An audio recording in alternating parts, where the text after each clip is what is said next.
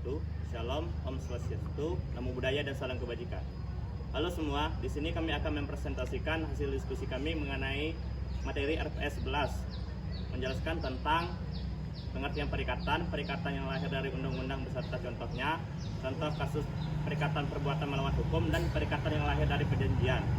Dan telah disusun oleh kelompok 9 dengan beranggotakan saya sendiri sebagai moderator dengan nama Ahmad Putra Madani, NIM B1124409, dan ini rekan-rekan saya. Saya Friska Aisyah Frisulia dengan NIM B1A124385. Saya Zevanya dengan NIM B1A1243997. Saya Berlian Syandawas dengan NIM B1A1243771. Selamat menyaksikan. Pengertian hukum perikatan.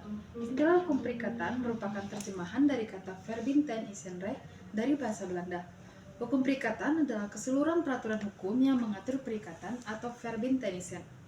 Apabila dikaji secara mendalam, definisi ini tampaklah bahwa objek kajian hukum perikatan tidak hanya perikatan yang dikenal dalam buku 3 KUH Perdata, tetapi juga perikatan yang dikenal dalam buku 1 KUH Perdata, yaitu perikatan di bidang hukum, keluarga, dan moral.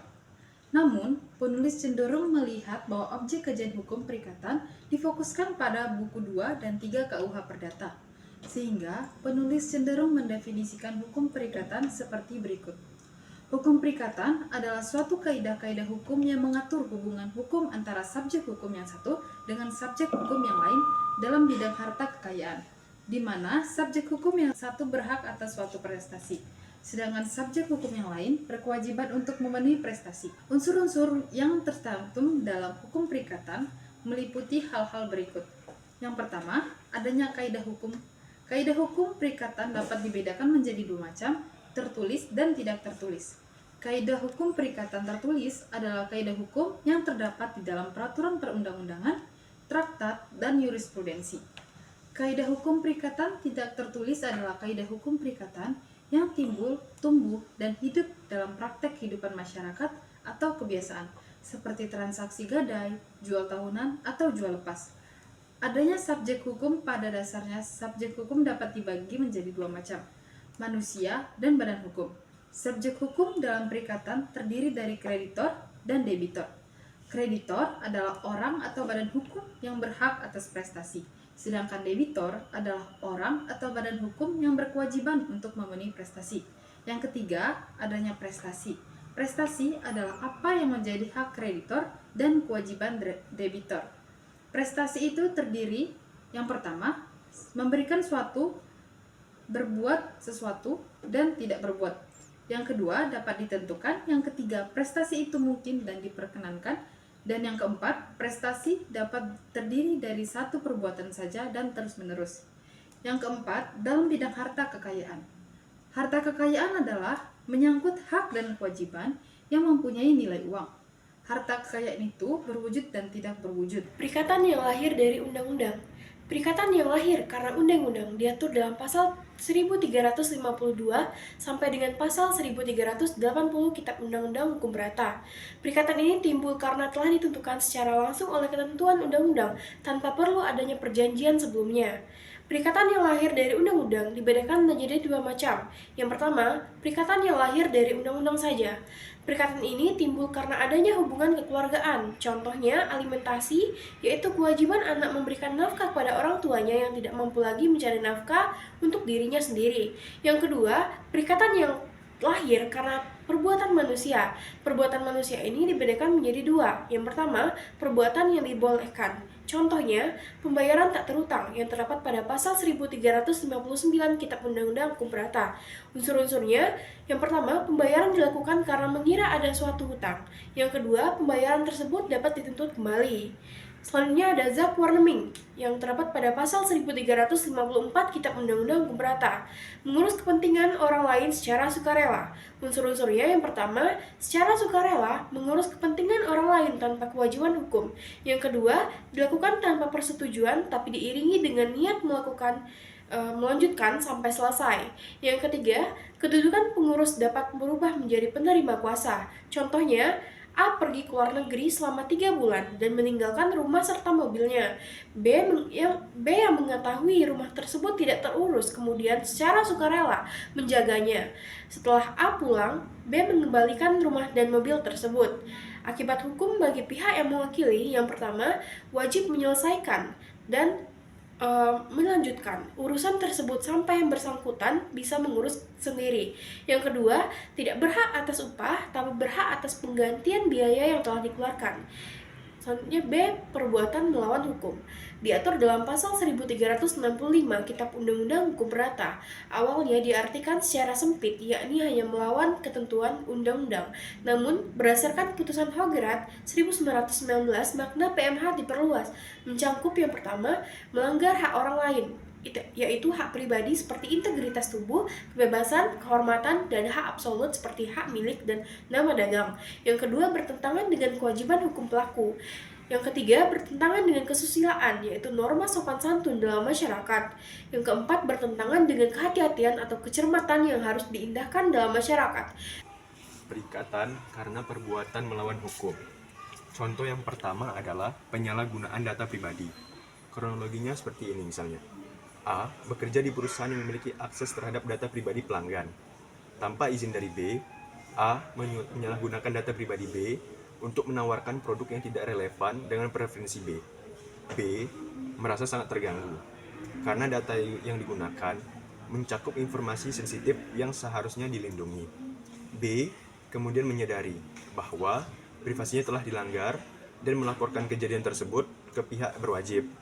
Dasar hukumnya adalah pasal 1365 Kitab Undang-Undang Hukum Perdata yang berbunyi, tiap perbuatan yang melanggar hukum dan membawa kerugian kepada orang lain mewajibkan orang yang karena salahnya menerbitkan kerugian itu mengganti kerugian tersebut. Unsur dari PMH-nya adalah A. Jelas melakukan penyalahgunaan data pribadi B tanpa izin. Yang jelas juga melanggar hak privasi B karena bisa menimbulkan kerugian baik material, yaitu potensi penyalahguna data, dan imaterial, yaitu gangguan psikologis. Oleh karena itu, A. Wajib mengganti kerugian yang ditimbulkan akibat perbuatan tersebut. Kemudian contoh yang kedua adalah pengerusakan properti. Kronologinya adalah A dan B terlibat dalam pertengkaran. Dalam kondisi emosi yang tinggi, A dengan sengaja merusak barang milik B, yaitu ponsel yang diletakkan di atas meja, sehingga ponsel tersebut pecah dan tidak dapat digunakan lagi. B jelas merasa dirugikan, karena harus secara material mengeluarkan biaya untuk mengganti ponsel yang telah rusak. Dasar hukumnya adalah pasal 1366 Kitab Undang-Undang Hukum Perdata yang berbunyi, setiap orang yang dengan sengaja merusak atau menghancurkan barang milik orang lain diwajibkan untuk mengganti kerugian tersebut. Unsur PMH-nya adalah A. Sengaja merusak barang milik B, yaitu ponsel, yang mengakibatkan kerugian material baik bagi B, berupa biaya penggantian ponsel. Oleh karena itu, A. Wajib bertanggung jawab untuk mengganti kerugian yang ditimbulkan. Perikatan yang lahir dari perjanjian. 1. Pengertian perjanjian. Istilah perjanjian merupakan terjemahan dari kata overeenkomst dari bahasa Belanda atau kontrak dari bahasa Inggris. Dalam pasal 1313 KUH Perdata berbunyi, perjanjian adalah suatu perbuatan dengan mana satu pihak atau lebih mengikatkan dirinya terhadap satu orang atau lebih. Definisi perjanjian dalam pasal ini, yang pertama tidak jelas karena setiap perbuatan dapat disebut perjanjian. Yang kedua tidak tampak asas konsensualisme, dan ketiga bersifat dualisme. Tidak jelasnya definisi ini disebabkan dalam rumusan tersebut hanya disebutkan perbuatan saja, sehingga yang bukan perbuatan hukum pun disebut dengan perjanjian. Untuk memperjelas pengertian itu, maka harus dicari dalam doktrin.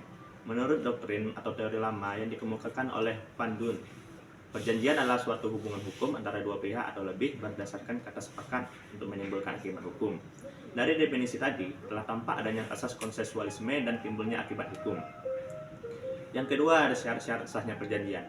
Dalam hukum Eropa kontinental, syarat sahnya perjanjian diatur dalam pasal 1320 KUH Perdata yang menentukan 4 syarat, yaitu yang pertama adanya kesepakatan kedua belah pihak, yang kedua adanya kecakapan bertindak, yang ketiga adanya objek perjanjian, dan 4 adanya sebab atau causa yang diperbolehkan secara hukum. Yang ketiga, bentuk-bentuk perjanjian dapat dibedakan menjadi 2 macam, yaitu tertulis dan lisan. Perjanjian tertulis adalah suatu perjanjian yang dibuat oleh para pihak dan dituangkan dalam bentuk tulisan seperti dokumen kontrak dan surat perjanjian. Sedangkan perjanjian lisan adalah sebuah kontrak yang telah disetujui kesepakatannya secara lisan. Kontrak ini tidak sama dengan kontrak tertulis yang menjabarkan ketentuannya dalam sebuah dokumen. Yang keempat, ada interpretasi dalam perjanjian. Penafsiran tentang perjanjian diatur dalam pasal 1342 sampai dengan pasal 1351 KUH Perdata. Pada dasarnya, perjanjian ini yang dibuat oleh para pihak haruslah dapat dimengerti dan dipahami isinya. Namun dalam kenyataannya, banyak kontrak yang isinya tidak dimengerti oleh para pihak. Dalam pasal 1342 KUH Perdata disebutkan bahwa apabila kata-katanya jelas, tidak diperkenankan untuk menyimpang daripadanya dengan jalan penafsiran.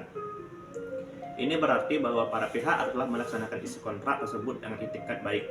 Apabila kata-katanya tidak jelas, dapat dilakukan penafsiran terhadap isi kontrak yang dibuat oleh para pihak.